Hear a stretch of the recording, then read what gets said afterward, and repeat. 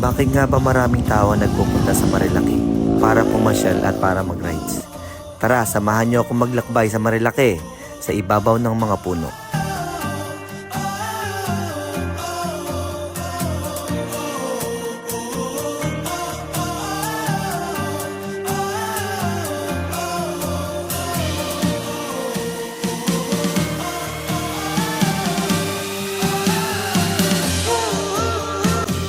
Isa ito sa paboritong pasyalan ng mga riders o ang mga mahilig magmotor dahil sa ganda ng lugar at ganda ng kalsada rito.